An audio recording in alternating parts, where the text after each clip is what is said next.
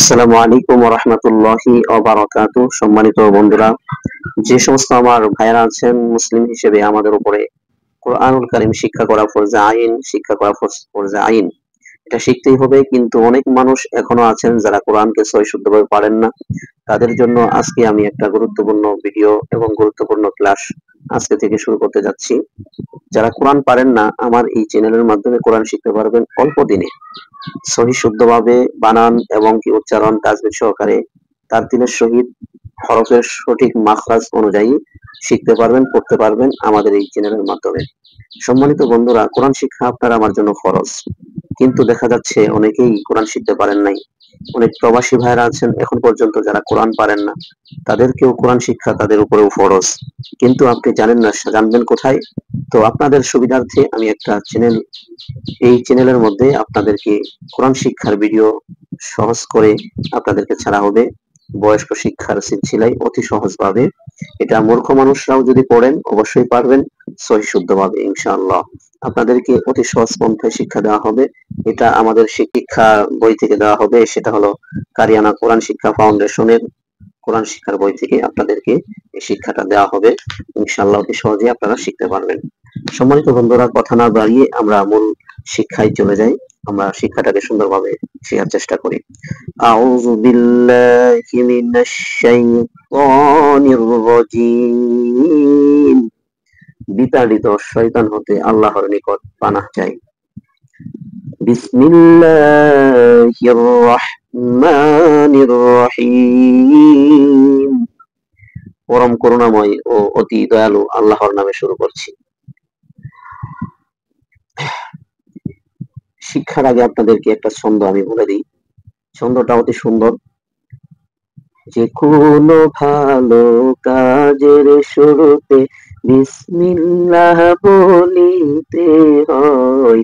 যে কোনো ভালো কাজের শুরুতে বিসমিল্লাহ বলিতে হয়। বিসমিল্লাহ বলে কাজ শুরু করলে সেই কাজে রহমত বরকত হয়। সেই কাজে রহমত বরকত হয়। কোরআন পড়ে আর পড়াই যারা, তাদেরকে ছাত্র শিক্ষক কয়।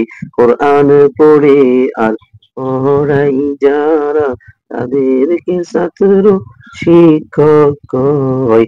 রাসূল বলেছেন তোমাদের মধ্যে তারাই তো সবার শ্রেষ্ঠ হয়। কোরআন শরীফ পড়তে হলে 5টি বিষয় জানতে হয়। কোরআন শরীফ পড়তে হলে 5টি বিষয় জানতে হয়।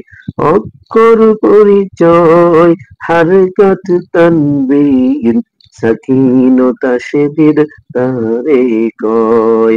অক্ষর পরিচয়, হারকাত তানবীর, সাকিন ও তাশদীদ তারে কয়। আলহামদুলিল্লাহ। যদি আপনি কোরআন পড়তে চান তাহলে আপনাকে 5টি বিষয় জানতে হবে। অক্ষরের পরিচয়, হারকাত, তানবিন, সাকিন, তাশদীদ তারে কয়। এই 5টি বিষয় যদি আপনি জানেন তাহলে আপনার জন্য কোরআন পড়া অতি সহজ হবে। পাশাপাশি তাজবিদ গুলো জানার মাধ্যমে আমাদের কোরআন পড়াকে শুদ্ধ করা। তো বন্ধুরা, আজকে আমরা শিখবো হলো প্রথম ক্লাস যেহেতু আজকে আমাদের, তো আমরা আজকে প্রথমে শিখবো হলো অতি সহজভাবে চিহ্নগুলো। চিহ্ন ছাড়া কিন্তু কোনোদিনও কোনো বানান হয় না। এজন্য আমাদের শিক্ষা যেহেতু সহজ, এই সহজ পদ্ধতিতেই আপনাদেরকে শিক্ষা দেওয়া হবে। হাজার হাজার লক্ষ লক্ষ মানুষ আমাদের মাধ্যমে কোরআন শিখতেছে বিভিন্ন জায়গায়, বিভিন্ন মসজিদে, বিভিন্ন এলাকাতে। তো আপনারাও শিখতে পারবেন ইনশাআল্লাহ তাআলা। তো বন্ধুরা, আজকে আমরা পড়বো হলো হারকাত। হারকাত বলা হয় তিনটা চিহ্নকে, এক জবর, এক জের, এক পেশ। এই এক জবর, এক জের, এক পেশকে হারকাত বলে। যারা জবর জের একেবারেই চিনেন না, আমি আপনাদেরকে বলে দিই। এই যে উপরে একটা টান দেখছেন, এইভাবে এই উপরে এইভাবে টানটা থাকলে, যদি কোনো হরফের উপরে এইভাবে উপরে টানটা থাকে, এই চিহ্নটার নাম হবে জবর। উপরে এইভাবে, উপরে যদি চিহ্নটা এইভাবে টান থাকে, এইভাবে যদি একটা টান দেওয়া থাকে, এই যেভাবে দেখতে পাচ্ছেন, এইভাবে একটা টান দেওয়া যদি থাকে, এটাকে জবর বলা হয়। আর যদি এই টানটাই নিচে আসে তাহলে এই চিহ্নটাকে জের বলা হয়। হ্যাঁ, আর যদি এই চিহ্নটা গোল হয়ে এইভাবে থাকে, উপরে গোল হয়ে এইভাবে থাকে, তাহলে এই চিহ্নটাকে বলা হয় হলো পেশ। এই চিহ্নটাকে বলা হয় পেশ। তাহলে এটার নাম হলো জবর, এটার নাম জের, এটার নাম হলো পেশ। আবার বলি আমরা, এটার নাম জবর, এটার নাম জের, এটার নাম পেশ।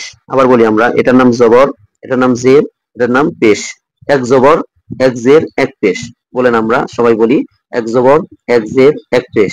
এক জবর, এক জের, এক পেশ। এক জবর, এক জের, এক পেশ। এক জবর, এক জের, এক পেশকে হারকাত বলে। এক জবর, এক জের, এক পেশকে হারকাত বলে। এক জবর, এক জের, এক পেশকে হারকাত বলে। এক জবর, এক জের, এক পেশকে হারকাত বলে। এক জবর, এক জের, এক পেশকে হারকাত বলে। এক জবর, এক জের, এক পেশকে হারকাত বলে। এক জবর, এক জের, এক পেশকে হারকাত বলে। হারকাতের উচ্চারণ তাড়াতাড়ি করতে হয়। হারকাতের উচ্চারণ তাড়াতাড়ি করতে হয়। হারকাতের উচ্চারণ তাড়াতাড়ি করতে হয়। এক জবর, এক জের, এক পেশকে হারকাত বলে। হারকাতের উচ্চারণ তাড়াতাড়ি করতে হয়। আশা করি এই হারকাতের উচ্চারণ তাড়াতাড়ি করতে হয়, এটা আপনারা বুঝে গেছেন, শিখে গেছেন। বন্ধুরা, তারপর আমরা শিখবো হলো তানবিন। তানবিন, এটা হলো জবর ওখানে ছিল একটা, ওটা আমরা পড়ছি হারকাত। এখন দেখেন জবর হলো দুইটা। যদি কোনো হরফের উপরে জবর দুইটা থাকে তাকে বলে তানবিন, তাকে বলা হয় তানবিন। দুই জবর তানবিন, দুই জের, এটাও তানবিন। দুই পেশ তানবিন। তাহলে দুই জবর, দুই জের, দুই পেশকে তানবিন বলে। দুই জবর, দুই জের, দুই পেশকে তানবিন বলে।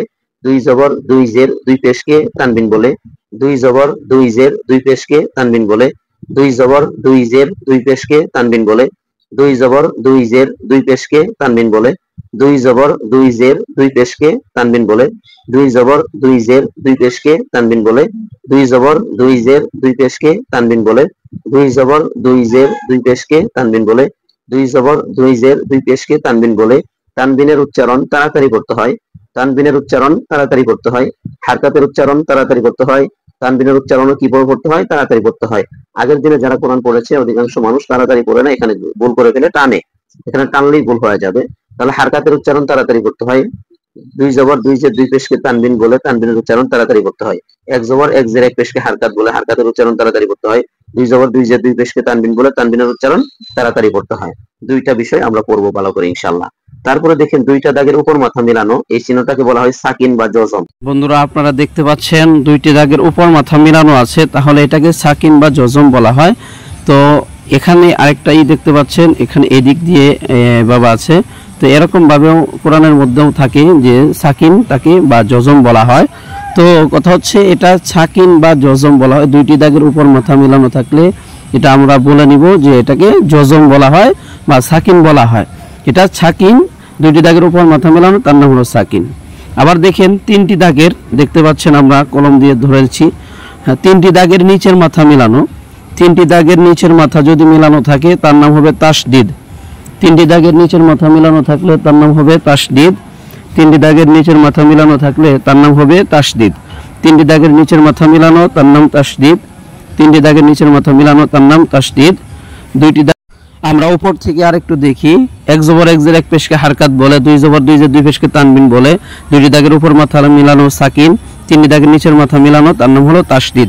বন্ধুরা, আজকের এই ভিডিওটি অত্যন্ত গুরুত্বপূর্ণ ছিল। এইটা ভালো করে আপনারা শিখে নেবেন, ঠোঁটস্থ করে নেবেন। আগামীকালের গুরুত্বপূর্ণ দ্বিতীয় ক্লাসের জন্য রেডি থাকবেন ইনশাআল্লাহ।